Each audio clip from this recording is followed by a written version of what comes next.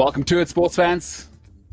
Another day, another fine day in Johannesburg. It is getting real cold on the Highveld. What a great day to be alive. And my God, Patrick Mahomes got all the money. Biggest sports contract in history, highest paid sportsman in the history of sport. We'll talk about him today. We'll talk about a little bit about that. And then we will pick our Bok number 12, Woude Muller. We'll pick her number 12. Speaking of Woude, she is with me this evening. Woude, how are you? Hey, good. Thank you. Had a great day. Cape Town was amazing. So all good this side. It is all good this side. Interesting things coming up in the next week, but we'll chat more about that later in the week. Cannot wait to announce that we will have a little addition. We'll bring you something a little extra. So not just good enough to have Woude, which is awesome, but we'll have a little bit extra on the skip pass moving on from next week. Excited to reveal more news about that. Woude, let's have a great show and let's get into it. Let us get into it.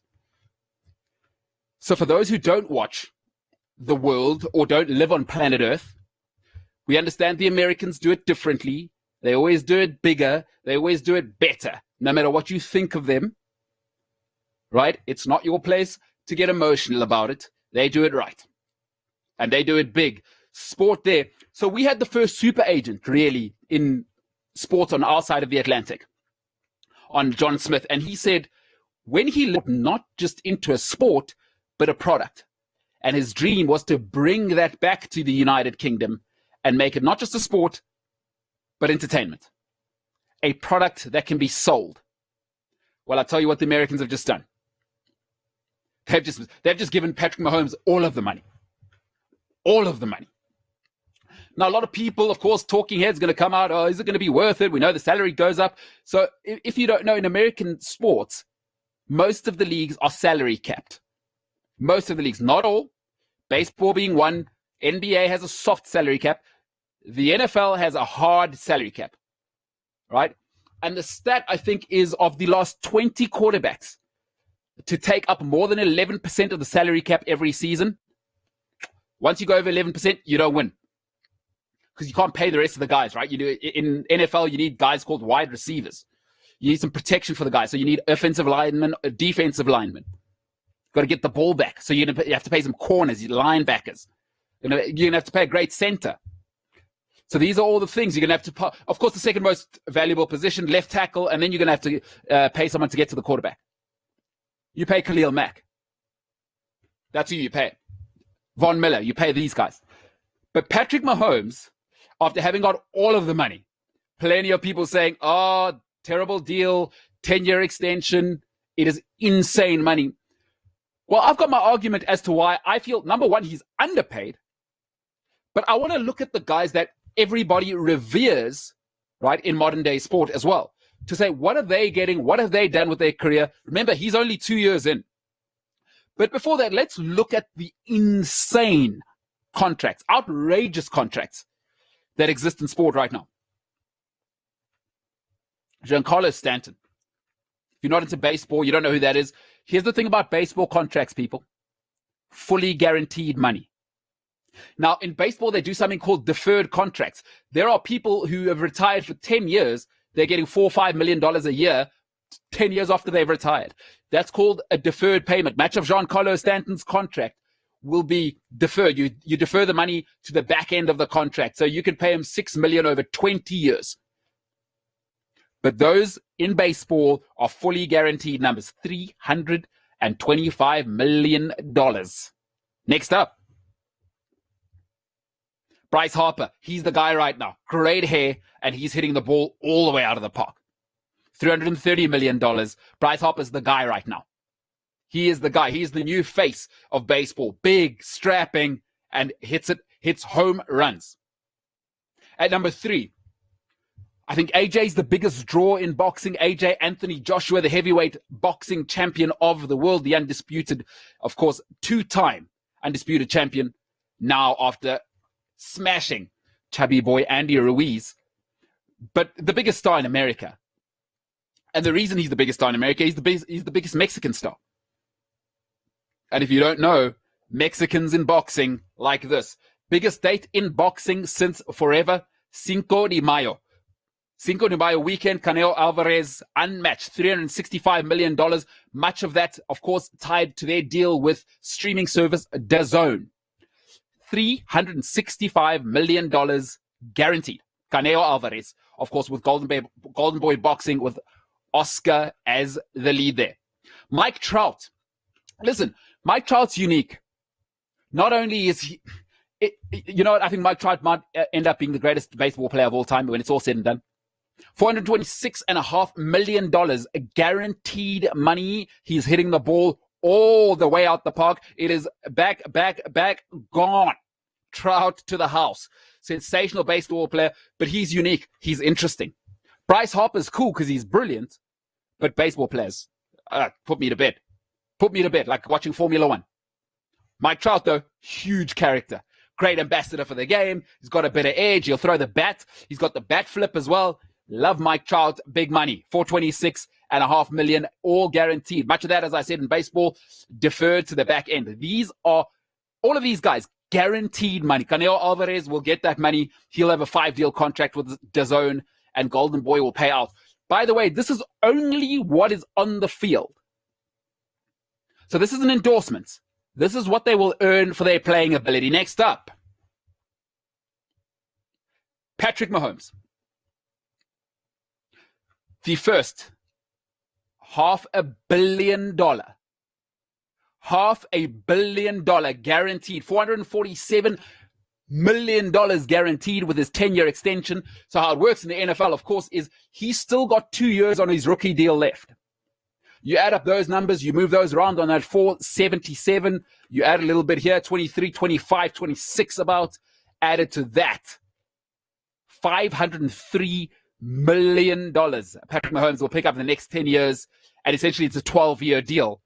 But in the next 10 years, he will make over $500 million. I just want to let that number sink in. It is, wow. It is stomach turn. Super Bowl champion, MVP in his second year. He took it to the house. Tyreek Hill and co, of course, unstoppable. He's got a coach at Andy Reid. They were a match made in heaven. If you haven't seen it, I'm a Vikings fan. Got Kirk Cousins up there stinking out the house. Probably never, ever win anything since Adrian Peterson left. We got nothing. But what I want to show you, and a lot of people are against this deal and they're going, oh, it's too much. Some people are saying, oh, he's going to be underpaid. Let me show you all the quarterbacks, because I don't care what you say. This is the one sport where if you don't have the guy at quarterback, it doesn't matter how good the rest of the team is. So I just want to show you the guys everybody reveres and their careers. Aaron Rodgers has made $233 million to this stage. He's 16 seasons deep, Super Bowl MVP twice, Super Bowl, and won 2 Super Bowls. Regular MVP, of course, he's been regular MVP once or twice. But Tom Brady, of course, the GOAT, right? The greatest to ever do this thing. $235 million. These are career earnings. 18 seasons, 5 MVPs, 1 Super Bowl MVP, and 2 he's won 6 Super Bowls, right? So he's won 6 Super Bowls. They've gone to 9 Super Bowls. Tom Brady has gone to 9 Super Bowls. He's won 6. Quite unbelievable. An incredible, incredible player. Next up, Drew Brees, 19 seasons, never won regular season MVP, Super Bowl MVP once, of course. That was the season Who Dat. After they helped rebuild New Orleans, of course, Lil Wayne, they were all going crazy. Lil Wayne, a Green Bay Packers fan, but from New Orleans, as they say down there. And that was an incredible season. Him and Sean Payton, they're going to have all the records. But Drew Brees, never a regular season MVP. He's got himself $244 million in career earnings. And of course, in that Super Bowl, he was the MVP. Peyton Manning, 20 seasons. Peyton Manning has had an incredible career. A quite incredible career. So, of course, twice MVP. And in the Super Bowl, he's won 2 Super Bowls. Being MVP once, and then he's got those 2 Super Bowls. The second one's really because Von Miller got the second one, right? He got the MVP in the second one. Quite outstanding. Von Miller's the guy. So when he went to Denver, he had a broken neck, by the way. Indianapolis traded Peyton Manning out because he had a broken neck. Now retired, and then he went and got all the money in the world.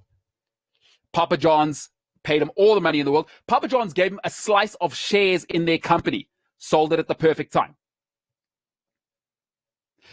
Now, let us get into his brother, who, by the way, went on the biggest gravy train ride you could ever get, but he is essentially, up until 3 days ago, he was the highest paid quarterback in the history, highest paid NFL player in the history of football.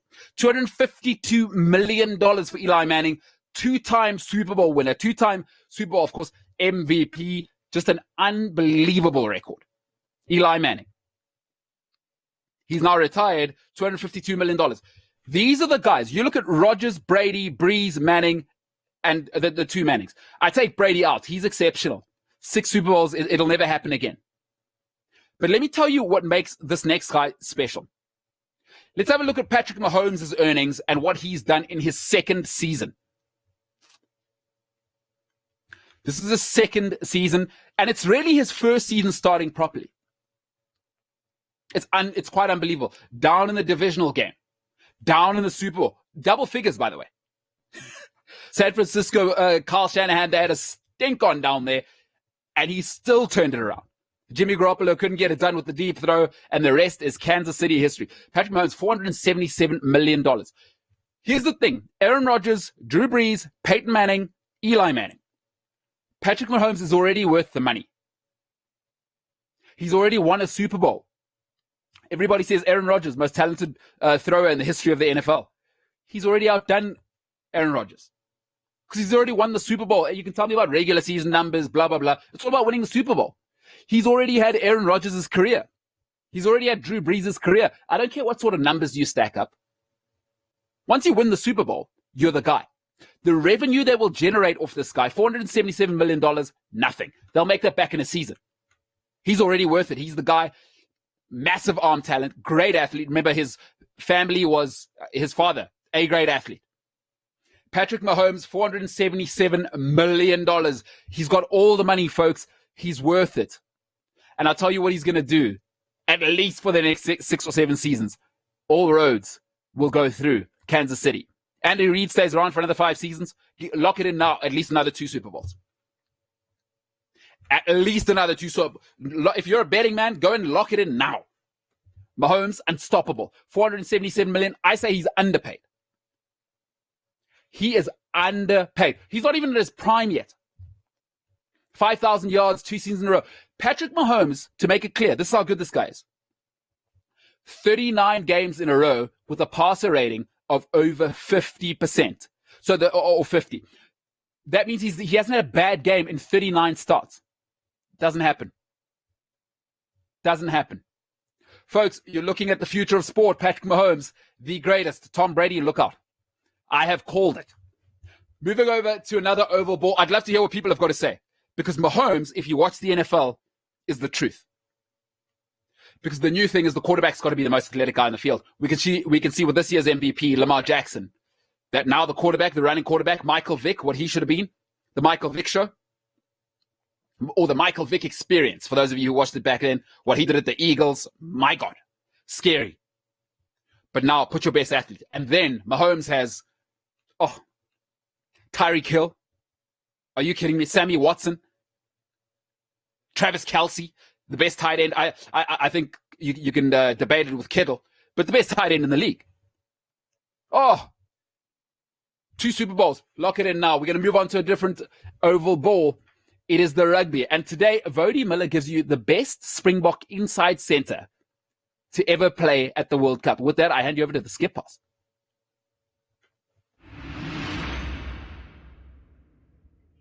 Yes, so as we have been doing for the last few Wednesdays, we've kind of been picking the players in the position from the 95, 2007 and 2019 World Cup. So my 15, I played Percy Montgomery, 14, Cheslin Colby, and my outside center, Jacques Fourie. And today it's number 12, the inside center. Now, honestly, I'm not liking my choices a lot that I have to make today. Not because it was great players, because the previous few weeks I really struggled to pick a player that was better than another player. But this week I'm kind of just trying to pick the player that's not the worst. we have 95 Henny Leroux, 2007 Frans Steyn, and then 2019 Damien de Linde. I'm going to start with 2019 and with Damien because for me, he's at the bottom of this list. He is probably the most hampered center ever. He did nothing for like 5 or 6 years, and he kept getting opportunity after opportunity. And he could just literally do whatever he wanted, and he just kept getting picked. Maybe in the end it paid off because I guess in the last few games in the 2019 World Cup, he did actually play rugby for a change. Did he play his best rugby? No. But it was better than the standard that he has been showing us. And that's literally all I can really say about him. Steyn in 2007, I mean, France was a brilliant player as a 19-year-old. We will all remember those big penalty kicks and those massive drop goals. I mean, he had a long-range drop goal against England in his second test match ever. 2 drop goals in the 2007 Tri-Nations. Played in the 2007 World Cup final. And only because Jean de Villiers got injured in the first match of that tournament. And then 2009, he kicked 3 penalties from his own half in the Tri-Nations. The youngest player to win a World Cup. He's the youngest player to play 50 test matches for the Springboks. And obviously also won 2 World Cups in the British and Irish Lions tour.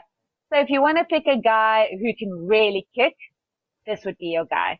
If you want to pick a guy because he won 2 World Cups and because of kind of like his success rate, then he's the guy that you would pick.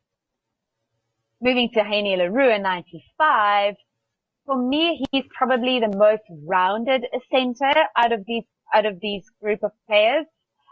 He started playing at 10 and he actually played most of his career at 10 and he got moved to 12 because Joel Stransky was just being on form and he showed what he could do. So the first few matches of the 95 World Cup, Henny actually played at fly half and then he moved to center in the semi-final and the final. So he was never supposed to wear the number 12 jersey, but he slotted into that position quite well. He kicked well, he had quick hands, he had that like burst of speed. And for me, I would kind of say he was in the perfect 12. He wasn't as big as the other 2 players. But I think if you think of Frans Steyn, I don't think his size was literally muscles because he was quite fat for some of his career.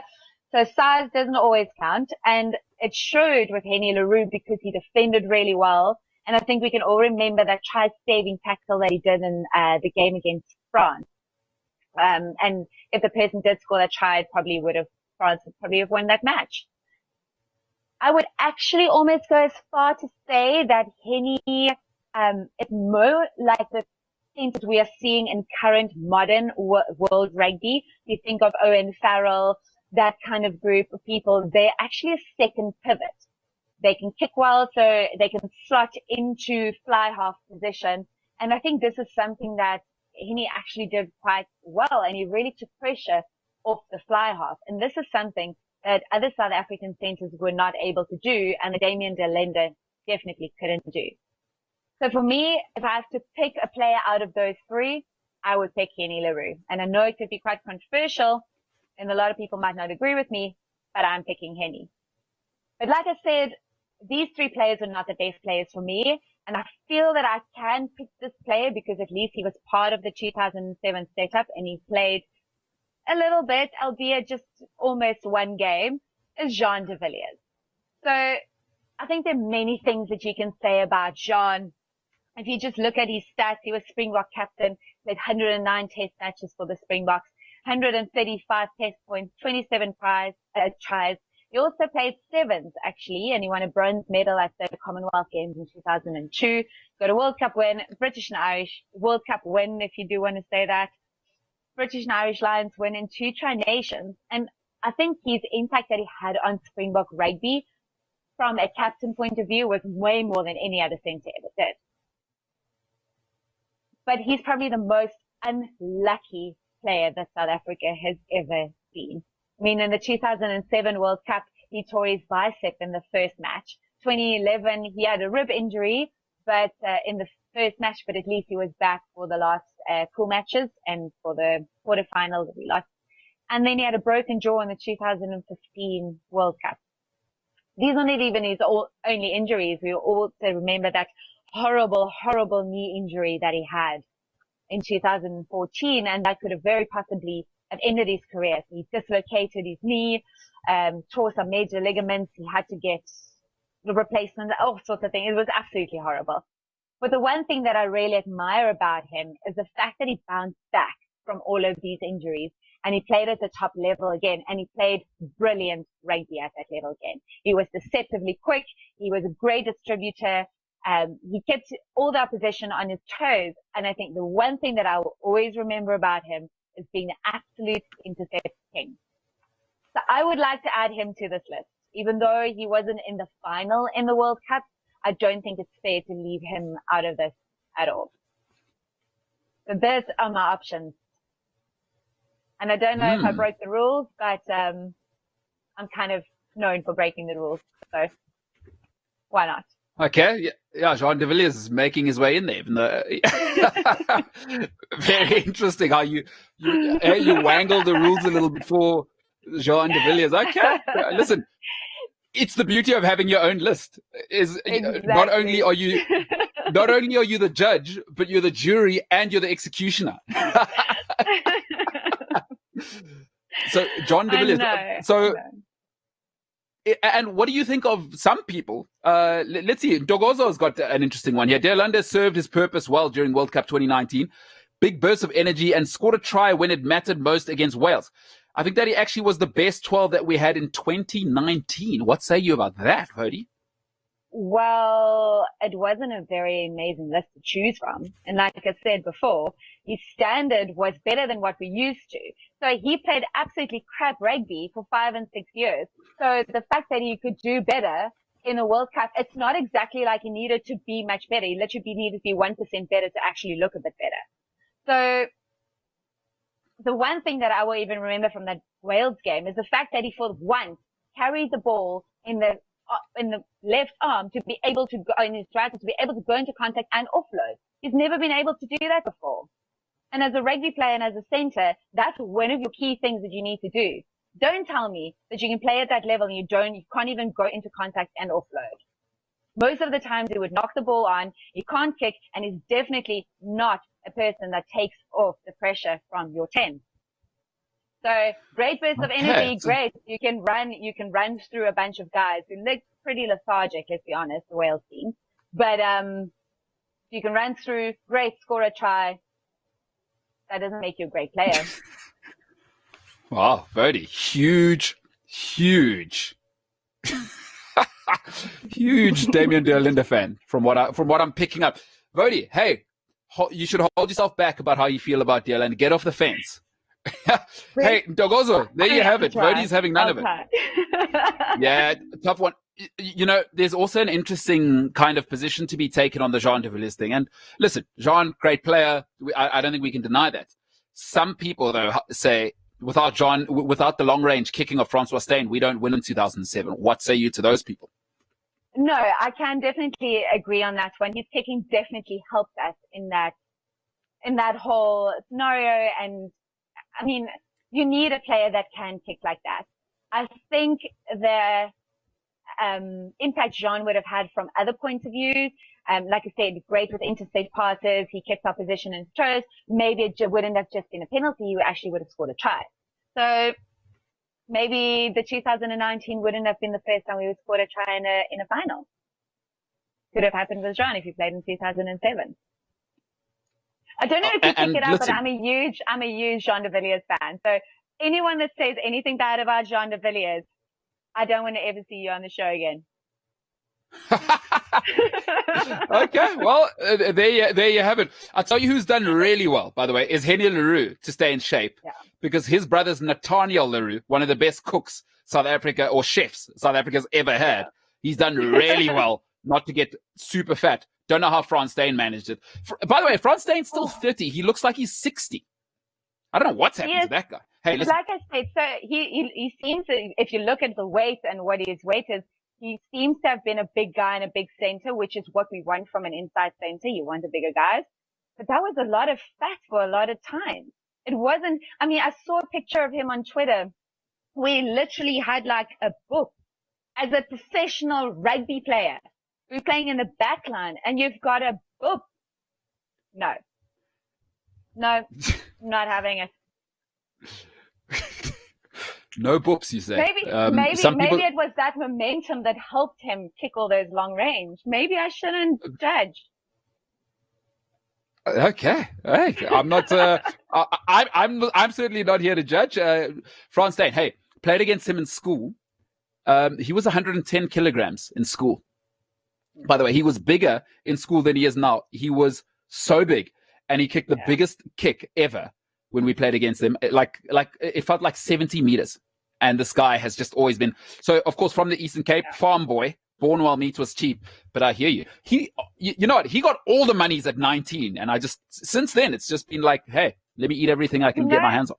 I think that probably puts me off about him most is his attitude on the field and his attitude as a player.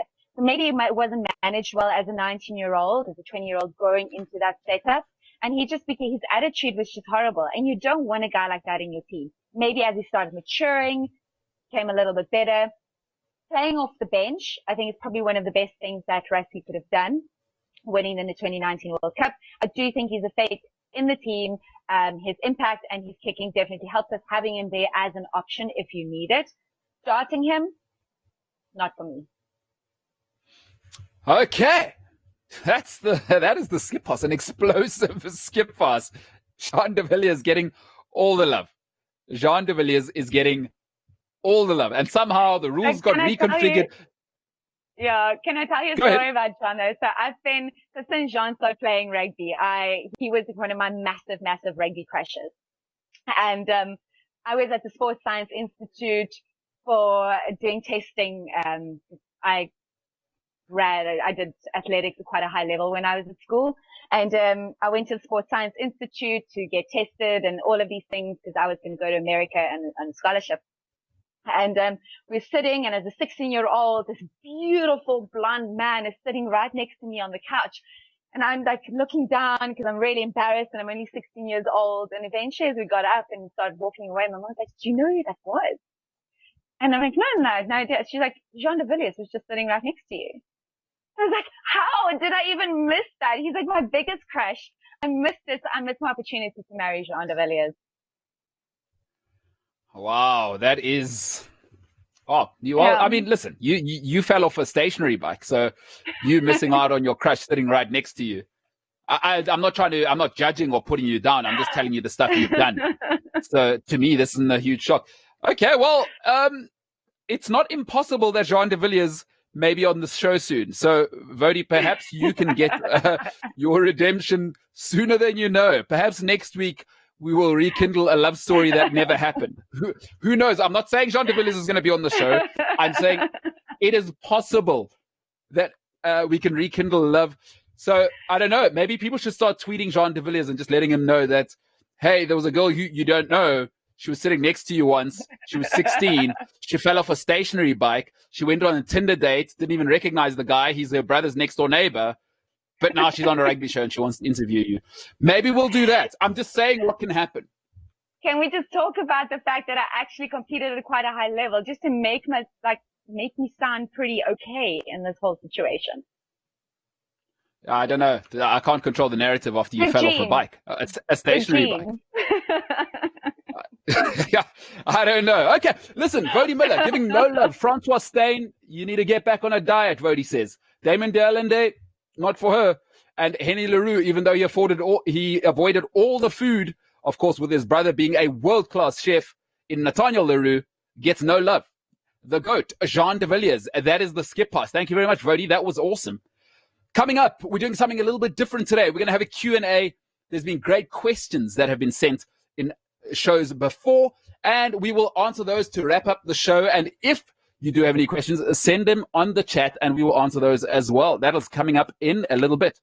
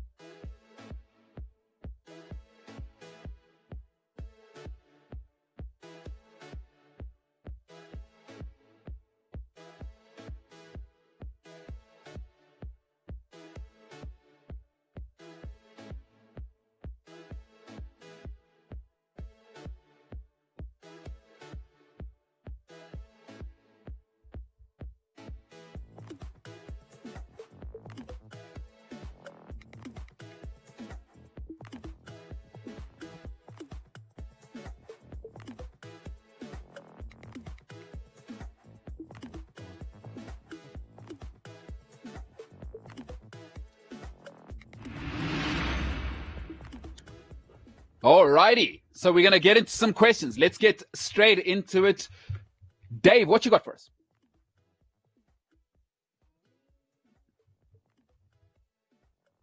Okay. So Jacques Joubert has said, don't think if they were to get rid of Pogba or if he was to change his attitude, things would change drastically at United. A lot more problems here. Jacques, I'd have to agree. I think they've got it wrong in the dressing room and they've got it wrong up top. I always say, number one, most important guy at the club. Don't care what sport you're in. Your captain. At the world-class level, dressing rooms run themselves. They haven't had a captain since Nemanja Vidic. You can't allow a dressing room to erode. You can change the coach. You can change everything upstairs. Is once the dressing room erodes, the product is what it's about. And I think United have big problems. Ed Woodward, we need to take a closer look there. I think, one thing Man United fans may or may not acknowledge, it's hard enough losing Alex Ferguson. But then when you went and lost David Gill at the very same time, is you've lost the greatest manager in British history. And then you've also lost possibly the greatest football administrator we've ever seen in the history of the game. So not just in Britain. David Gill, of course, has gone on to have a storied career at UEFA, and he'll go on to do whatever he wants. So when you lose that sort of institutional power, who's there to hold the culture? And then you could see everything eroding. So then the quality of the captain almost didn't matter who the captain was. The standards of it wasn't enough at United to go, here we win. Everything kind of was like, okay, we try hard. Oh, well, we lost. Okay, well, it's unlucky we're transitioning. Under Fergie, that would have been unacceptable. I have to agree there. Huge problems. Man United, huge problems. Bringing Pogba in, not helping. Big personality, not a leader. Don't confuse people with big personalities for being leaders. It's not the same thing. Just because you're loud doesn't mean you're a leader. Yeah, give us the next one.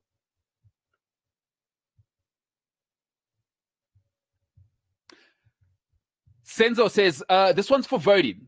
What do you think the main issue is with South African rugby, and what should our short and long-term goals be in order to consistently compete with New Zealand in Super Rugby and internationally?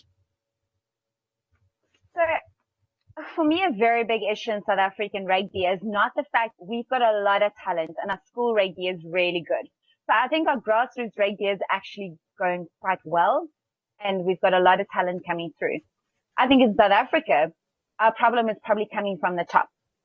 People at the top are not dealing with anything very well. And I'm not talking coaches. I'm not talking people in the South African setup specifically working with the players.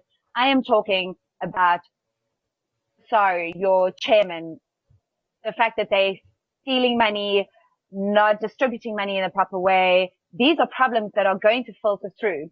So all the money that we are getting in from wherever it's coming, and this is not specifically just a problem at Springbok Rugby, this is also a problem at union level, if we think about what's happening in Western Province at the moment.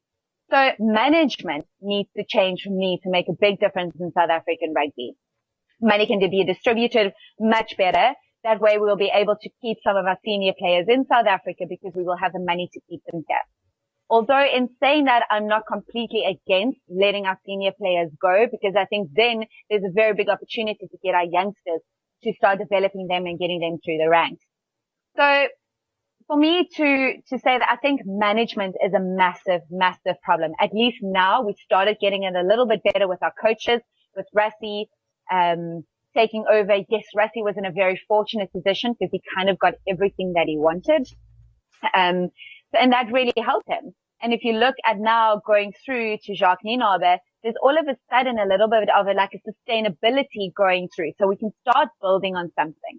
So right now, I think the fact short term that we have a foundation to start building on is going to count in South Africa's favor.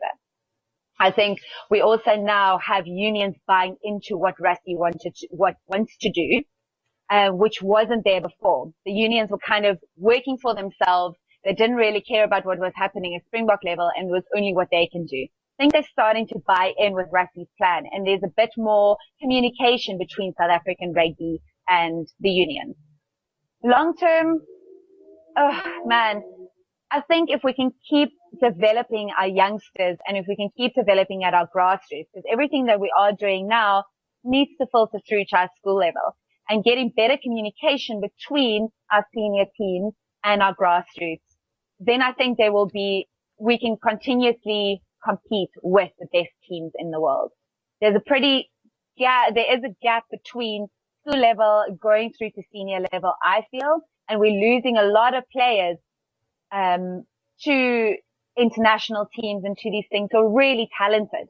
So I think if you start looking a little bit more on specifically that grassroots level and keeping those players in South Africa and developing them here, I think long term that will be very beneficial for South African rugby. Yeah. All righty. What's next, Dave? Business Palace says, who would you sell at Chelsea right now? You would drive them up to the club yourself. So that was driving them up to the new club. Number one, said it yesterday or the day before. Kepa Arrizabalaga, got to go. Any goalkeeper under 190, I don't want Peter Dinklage in my goals. If you're under 190, I'm not interested in you as a goalkeeper. 190 centimeters, that is. He's too short, and he doesn't give you the value of, let's say, Vitor Valdez, right? Vitor Valdez, not the greatest keeper, probably about 185, but Gianluca Zambrotta, who is one of the greatest, if not the greatest modern-day fullback to play football, two-footed, could do everything, said that his greatest shock, having come from probably the noughties' greatest dynasty at AC Milan, his greatest shock when he got to Barcelona was that Vitor Valdez was a better player with his feet than he was. Vitor Valdez was a goalkeeper. So Kepa Arrizabalaga, number one, doesn't even give me that. And then in the Premier League, it's all about the set pieces. So he doesn't give me any command in the box. And then he can't actually be a shot stopper. He's too short to stop it in the top corner. So Kepa Arrizabalaga is the number one who has to go. I would have to let go of either Alonso or Emerson. I have to let go of one of the two. Neither can defend. I'd probably keep Alonso. So I'd have to say Emerson. He's been so underwhelming. It's been so sad. So underwhelming. The British game, I just don't think it's for him. Emerson Palmieri is the other guy who has to go. But if you're asking about one player, it's got to be Peter Dinklage in goal there. Kepa Arrizabalaga, it makes no sense to me that we broke the world record or almost broke the world record for him. As a Chelsea fan, it is an absolute nightmare. Get him out of there. Doug Laus Leroux says, I don't think T20 should be an international sport. Only ODI and Test. T20 should be a club sport. Bring back 5 Test series. Dave, you after, Doug, a man after my own heart. I don't take T20 seriously at any level. Just cancel T20. Look, I had legendary commentator on Gerald de Kock, right? And I think he has the best solution. Separate the seasons. T20 season happens for 4 months. And then the other part of the season, just Test cricket. Purely Test cricket. If you're not good enough to be in the Test team, you're playing local 4-day cricket. That's it. And personally, what I feel is you're actually cheating the fans. You are cheating the fans because let's say an Indian team travels. We know they don't travel well. Why is that? Because once the ball starts to bounce above shin height, we know Indian players can't play because they're used to growing up on tracks that are flat. I mean, spinners are opening the bowling. So what happens is if you don't allow the Indians to play 4 or 5 road games or tour games, there is no ways they can adjust to the conditions at that level. There is absolutely no ways. So by the time the test matches come around, they come straight out of T20. They come out of one-day cricket where the pitches are flat. They're prepared for batting. And then it goes to test cricket. It's a snake patch. It is an absolute snake patch. It's green as you like, and it's moving sideways. So they go to England. They can't win. They go to Australia. They can't win. They come to South Africa. They can't even compete. So you're cheating the fans. So in order to have quality cricket, you need established 3-month tours to give guys the competition. South Africa, we can't tour to India. Australia. I mean, the last series really that India lost at home was to the great Australian team, 1-0. That was Warren, McGrath, Gillespie, McGill, that Gilchrist, Martin, Hayden, Langer, Ponting. I mean, these are the names that you're cheating the fans. We want the best competition, T20. Leave it out. What's the next one? Senzo says, here is a question. And this is for Woude. Here is a question. What has gone wrong with Australian rugby? They look in dire straits. They really, really did. It's actually so sad watching them play this weekend. Not just the quality of the rugby, the fact that the fans couldn't really be there. they still have social distancing protocols in place. So there were like little bits of people sitting everywhere. But I think what happened in Australian rugby is that again, like I mentioned before, I don't think there was a lot of communication between the unions and between Rugby Australia. So Rugby Australia would kind of deal with the international season and the unions would deal with a Super Rugby kind of season. So when the players needed to play international rugby, they would be part of the Rugby Australia setup. They would look after them. But the unions would just do what they want to do. And kind of in the middle of the season, the players needed to go back to play that. So it's just a big mess up that's actually happening there. And I think big problem that they actually also have is that they're not investing in their grassroots rugby. So players and youngsters and kids don't want to play rugby anymore. I think they only really start looking at their players from about age 16. So by that point, when you get there, players they would rather go play rugby league or rather go play something else. So you have to, from a young age in Australia, put the money into that and get them to be interested in rugby and start playing rugby from that age. So they're just not getting talent that is coming through. So now the players that they can pick from, some of them are idiots. Some of them say really stupid things, but they still have to be part of the team because there's really no one else. They got a few players, youngsters coming through now that came through the under 20 kind of World Cup system, hoping that they will do something, but I can't see Australian rugby be any better for the next 4 or 5 years. Yeah. It's incredible. It's actually incredible. I mean, also they had a goth in charge at a stage. That lady, what's her name? Castle. Yeah, she was a goth. She's not there anymore. So they've got an interim CEO at the moment. Obviously, the coach, Checker, was also just not a nice guy. Got Rennie as a coach now. So I'm really hoping that it will start getting better because it is good for international rugby to have a good Australian side. If you think about those Bledisloe Cups and how entertaining they were between New Zealand and Australia, this was really good rugby. So I think if they can just get the problem is what they're also doing now is they keep changing the rules to kind of suit rugby league. It's not the rules that are the problem. They really need to dig deep, sort out their management, same problems we have here. Sort out your management and then start focusing on the grassroots rugby, get the youngsters through to be interested in rugby. So you've got a big pool of talent to choose from. So also just on that Australia subject, have a listen out. We have an interview that is coming up.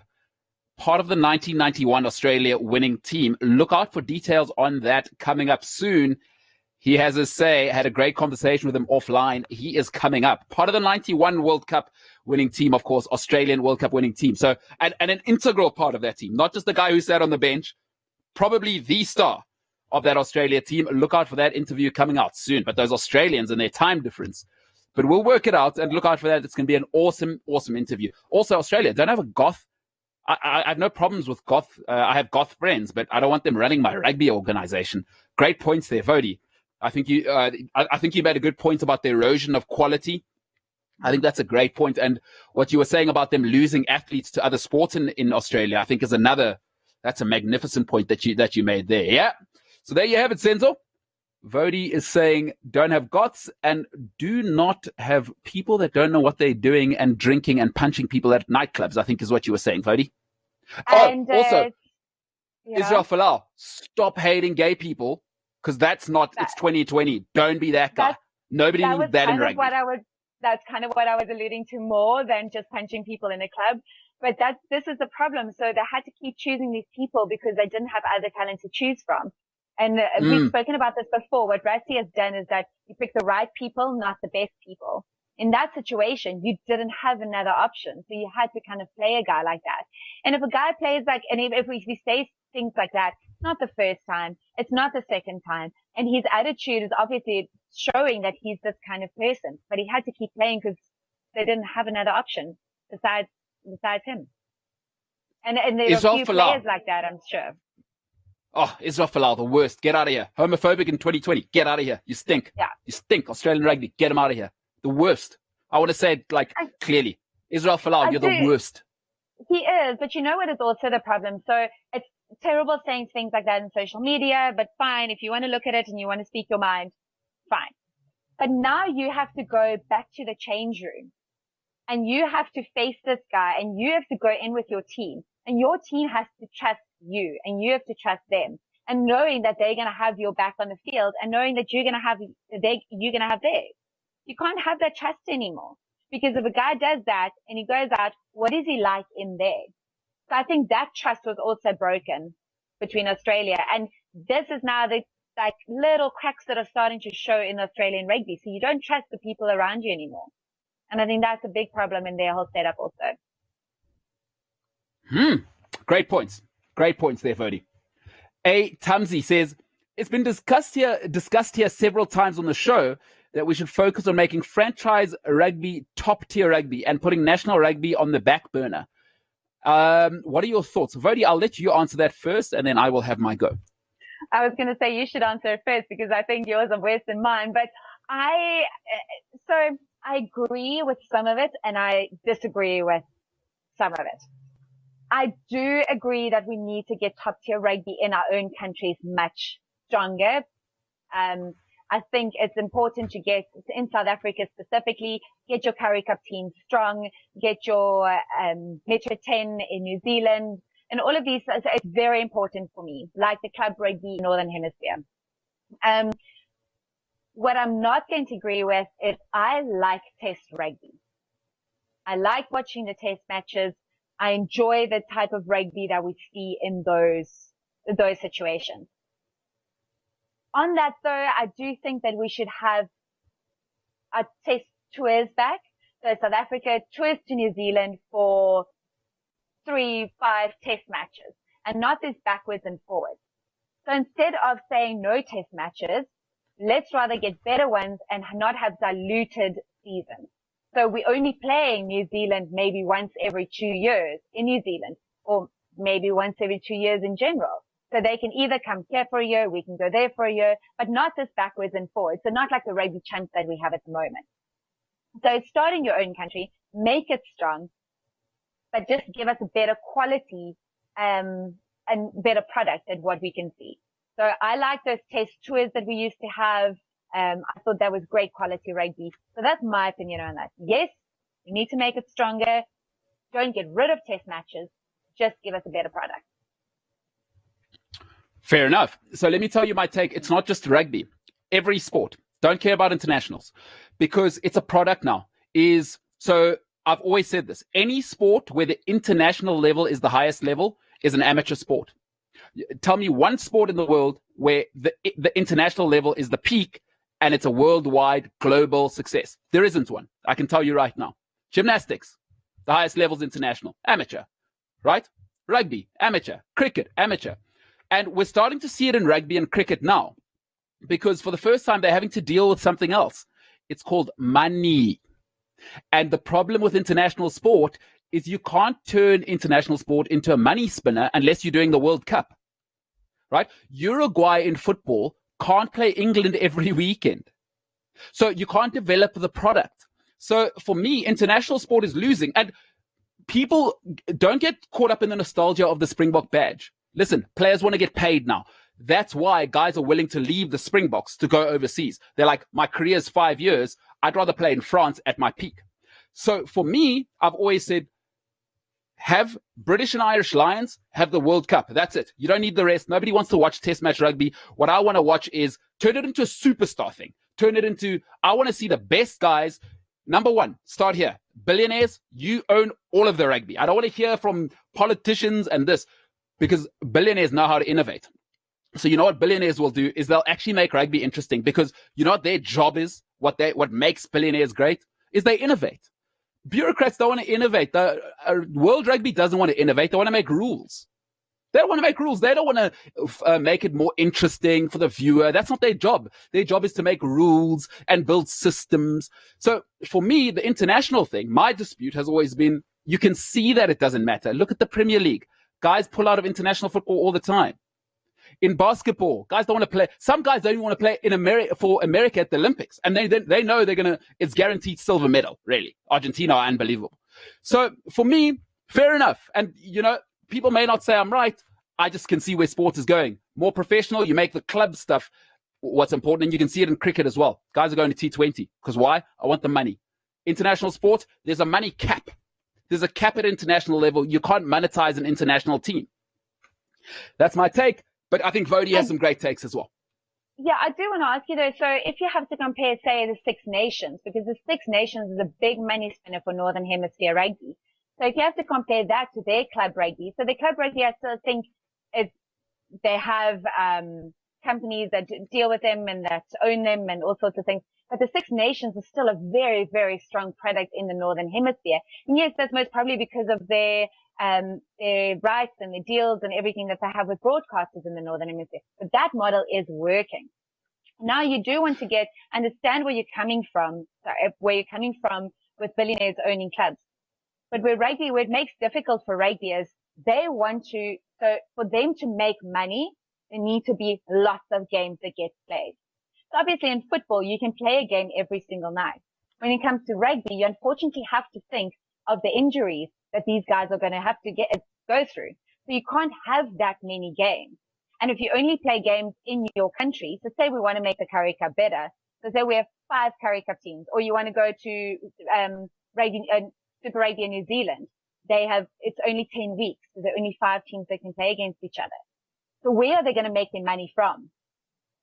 So unless you can still work with World Rugby and get a global season on that calendar, there's not going to be a money spinner for billionaires. So why would they want to invest in it? Sure. I think you're making a great product, but we're only looking at a product that's been decided by World Rugby and not the billionaires. So cut World Rugby out like NFL does. Cut the bureaucrats out. They don't know how to set schedules and make a product interesting. Like we've seen that, right? Like I don't think anybody can argue that World Rugby has failed to make rugby interesting at any level. Cut them out. Let the billionaires go. Let's create a Super Bowl of rugby. And I don't know what the answer is specifically, but billionaires do, because their thing is, hey, how do we make this business work? Not how do we make the best rules and keep the traditions in place? Because that's I think we can both agree. World Rugby cares about tradition and selling the Webb Ellis story. There's a cap to that. Let's not get emotional about it. And I think you make a lot of great points, Woude, but I just think it's about money, and we must accept that. And in order to make money, France is the model. Let the billionaires, because you can see, and England have a problem, right, Woude, is they're struggling to hang on to premiership stars. Because why? Hey, I want to get paid. Where do I get paid? I go to France. Well, so I think you make a lot of great points. New things coming now that the French is also going to put a salary cap on, so that might start changing. Yeah, and I think that's because they've had some heat from the French Rugby Union. They're going, we don't want to go English Premier League model. It's going to affect an already struggling Le Bleu. Yeah. I think 100% agree with you that we need to make local rugby better, because that will make your international rugby better. But I guess maybe I am talking from the sentimental side. I like those good old test matches. I do think we shouldn't dilute them. So as I keep on saying, is that don't have quantity, have quality of them. So for me, I would like to see them, but just better quality stuff. Yeah, I like that. Quality over quantity. That's good, Woude. It's a great way to put it. Ndobozo says a lot of players improve their game exponentially when they go abroad. So maybe the mismanagement of the unions is a blessing in disguise. It is really sad though what is going on. It is really sad though what is going on in Vietnam. That's in the rugby. Yeah.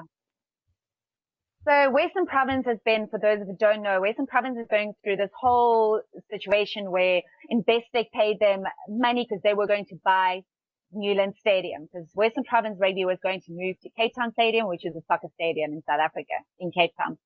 And Newlands is in dire need of an upgrade or a demolish. And this is again, I mean, it's great rugby and it's so much tradition around Newlands, but they need to move. So Investec came in and said that they will buy it.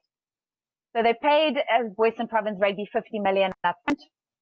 Western Province didn't sign the contract. They spent the 50 million and now they can't pay it back, and they didn't sign the contract. So they're like, well, sorry, Investec, we're not going to deal with you anymore. We're going to go with another company called Flight Property.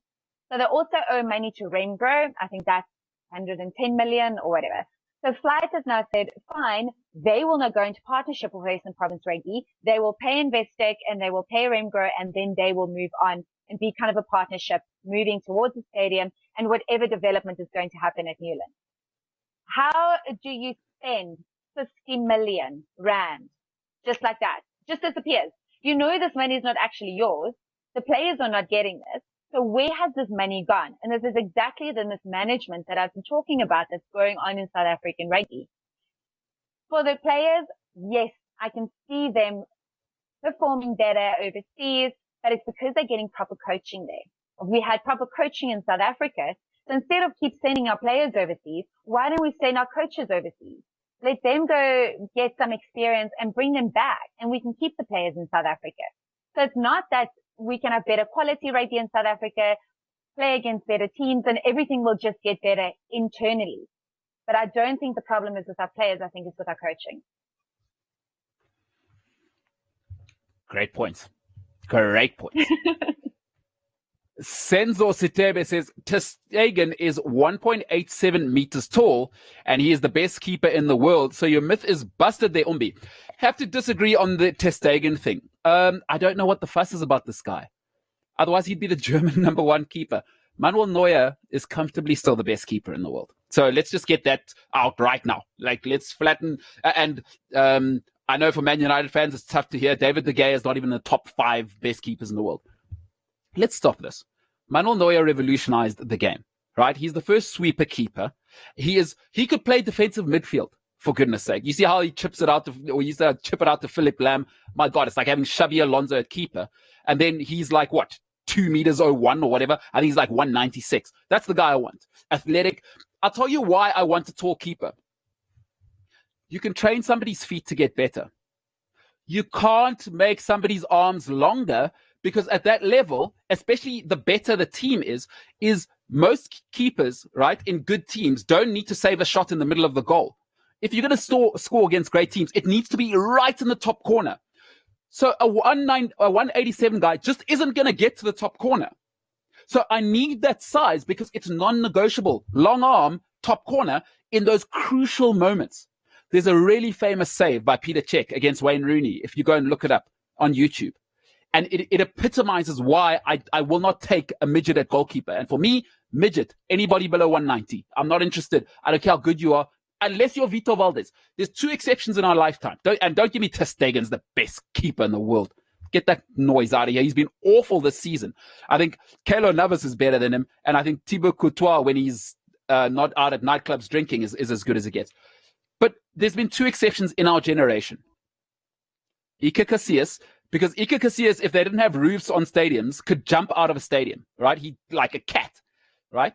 And then Vitor Valdez, let's make it very clear. He could have played like right wing for Barcelona at their peak. Don't give me Ter Stegen as the best keeper in the world. Dave, how are we doing that? Mark Leroux says, with so many South Africans playing Northern Hemisphere rugby, now, do you think it gives the box a better insight and understanding of the players come the Lions tour? Benefit the box or the Lions? Okay, I think a good question there, Bodie. It is. Well, look, I do think it obviously makes a difference, and I do think it helps. So these players are getting to know players from the Northern Hemisphere. They know how they work. They know how they're going to play. So I think it is definitely a benefit for the Bucks. Yeah, for me, I think it's actually quite a simple answer, actually. Yeah. Simple as that. So the Bucks win it. The Bucks win against the Lions. Yes, I do. I do think so. I think for me also, I don't know what Gatland is doing. It's interesting times for the Lions because I think it kind of feels to me that they made their choice for coach a little bit prematurely. I don't know if Gatland has been in the Northern Hemisphere too long that he doesn't know how the New Zealand rugby kind of works anymore, which is kind of interesting because New Zealand sends a lot of their coaches to the Northern Hemisphere before they start working in the New Zealand setup. So that's kind of like a thing that they have been doing. If you look at Stephen Henson, he was working in the Northern Hemisphere for a long time. Before he became assistant coach and then took over as coach in New Zealand. So I don't know if Gatland has been working there for too long. He doesn't know how Southern Hemisphere rugby works anymore, the pace of the Southern Hemisphere rugby.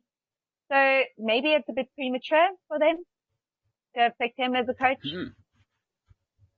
Yeah, all right. Yeah. Well, there you go, Mark Leroux. Vody saying it is as simple as that. All right, we'll take one more question, and then we will get ourselves out of here. NBA, National Basketball Association. I love this league. Cannot wait for the COVID version at Mickey Mouse's house down there in Orlando. Senzo says, look how the NBA do it. They have it spot on, and look how they look after the product and how they pay the stars and how competitive it is in the NBA. Senzo, I agree with you. The Americans have got it right. People don't like Americans because one thing they do is they take everything and turn it into a product, all right? Basketball after Michael Jordan has never been the same again. But who's at the forefront, right? It's a simple model. The model's out there. Rugby and cricket need to stop with this nostalgia for the past, right? You get a strong commissioner to ensure that everybody listens to the rules. The NBA or the NBA, I think, probably have the most player-friendly commissioner in Adam Silver. He's terrific. He engages his stars a little bit more. But I think the best administrator in the world of any sports league is a guy called Roger Goodell. He's the NFL. But the question is about NBA. I totally agree. But Senzo, look what it is. Strong commissioner, Adam Silver. So he does all the administration stuff, but he really stays in the background. He looks after the stars. He makes them the stars. But the billionaires run the league. What do the billionaires want to do? They want to make profit. It's all about profit. Stop worrying about the sport and fantasizing that part. Take care of the profit first. And billionaires are magnificent at building products.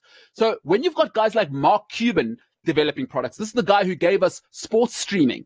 These are the types of minds. In South Africa, we've got lawyers trying to make the product profitable. Come on. Come on, guys. In cricket, you've got Dave Richardson, a lawyer running your thing for 10 years. Of course, he's not going to be profit-driven. All he cares about is the idiosyncrasies of, do the rules make sense? Ooh, let's be careful. What if things go wrong? You can't have those people. You can't have those types of people who think like that if you want to take a product to the next level. If you look at now in LA, who's the owners there?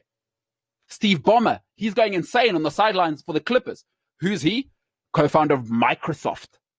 That's who you give the sport to. You can't have rugby and cricket are, to be honest with you, rugby and cricket are dead. They just don't realize it yet. International rugby, as we know it, and people will hate to hear it, it's dead.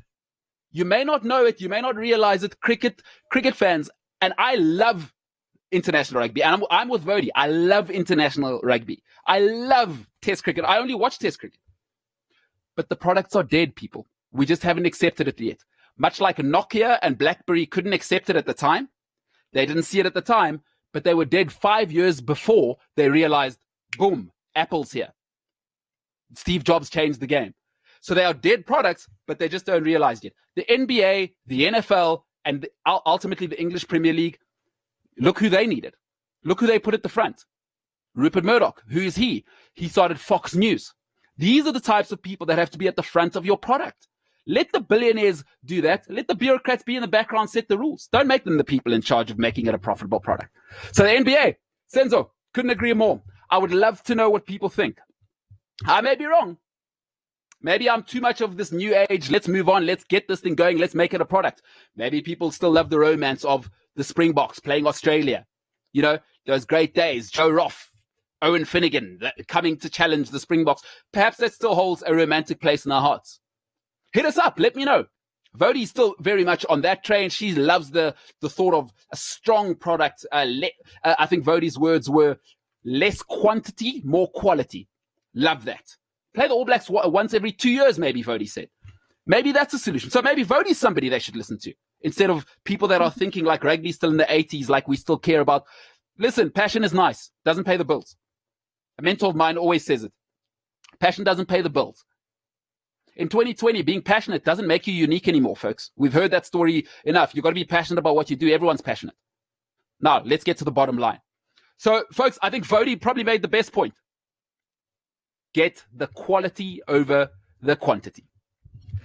Folks, for today, that is a special edition. Tomorrow on the show, my guy, Ben Karpinski, we're going to be talking all sorts of fun things. He's launched something very, very cool with Brian Habana. They're serving our athletes in this country. So we'll talk to Ben Karpinski about that. Of course, he loves UFC. Usman, Karpinski. What does he think of that fight? We'll talk to Ben Karpinski later on tomorrow at around 7:30. Join us, Ben Karpinski, for a bit of fun. For today, it has been a different ballgame.